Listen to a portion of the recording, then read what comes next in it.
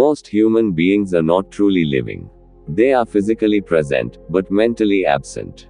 Some people live in the past, constantly replaying painful memories, regrets, mistakes, and emotional wounds.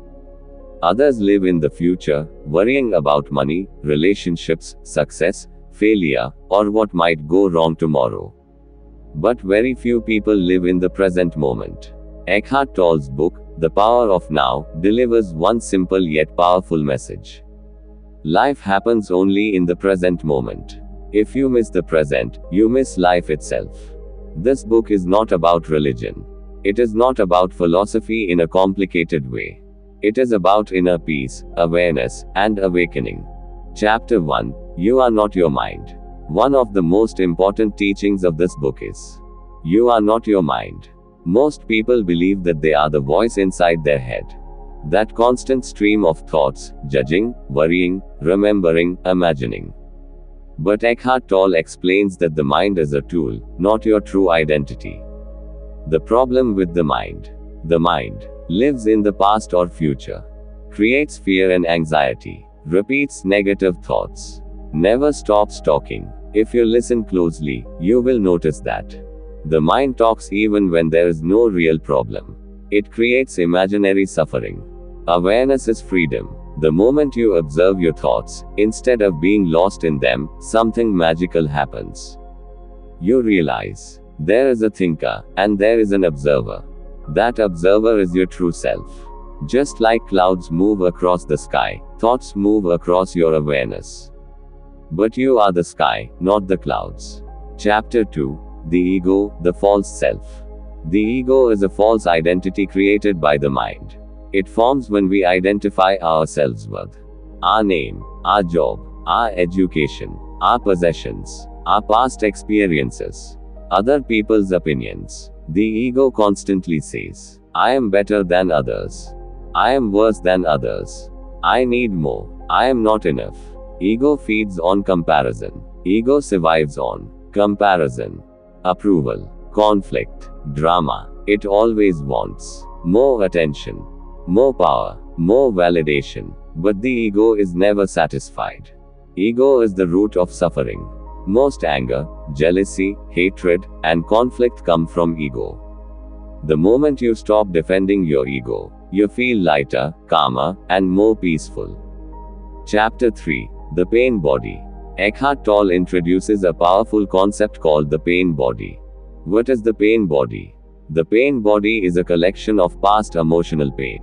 It includes childhood trauma, emotional neglect, rejection, breakups, humiliation, suppressed anger. This pain does not disappear.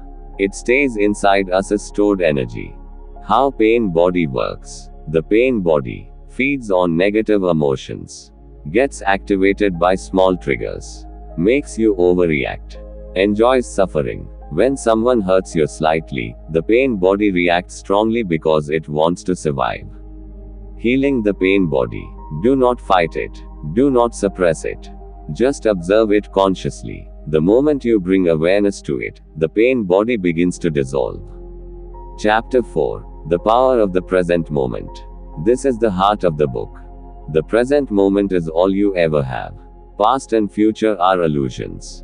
The past exists only as memory. The future exists only as imagination. But the present moment is real. Most suffering comes from resisting the present moment. Time creates suffering. Psychological time, past plus future, is useful for planning, but living in it creates pain. When you say, I'll be happy when things should be different, I can't accept this moment, you create suffering. Peace comes when you say, this is what is happening now. Chapter 5. Mind Traps and Unconsciousness. The mind creates traps like constant complaining, victim mentality, worrying unnecessarily, overthinking. People often believe, if I fix my future, I will be peaceful. But peace does not come from future achievements. It comes from presence. Conscious vs unconscious living. Unconscious people react automatically, live in fear, are controlled by emotions. Conscious people respond calmly, observe thoughts, stay present. Awareness transforms unconsciousness into peace. Chapter 6. Acceptance, the key to inner peace. Acceptance does not mean weakness. It means, I accept this moment as it is. You always have three options. Change the situation. Remove yourself from it. Accept it fully. Complaining is not an option. When you accept the present moment, resistance disappears. Energy flows. Solutions appear naturally. Acceptance is powerful. Chapter 7. Relationships and love. Most relationships are based on need, not love. People say, you complete me. You make me happy. This creates dependency and suffering. Ego-based relationships. Ego-based relationships involve control, expectations, emotional drama, fear of loss, conscious relationships. True love comes from inner completeness. When two whole individuals meet, there is freedom, not attachment. Love is not wanting. Love is being. Chapter 8. Enlightenment, awakening to being. Enlightenment is not supernatural. It is the end of suffering. It happens when you disidentify from thoughts. You stay present. You accept life. Awakening means realizing, I am not my thoughts, emotions, or body. I am awareness itself.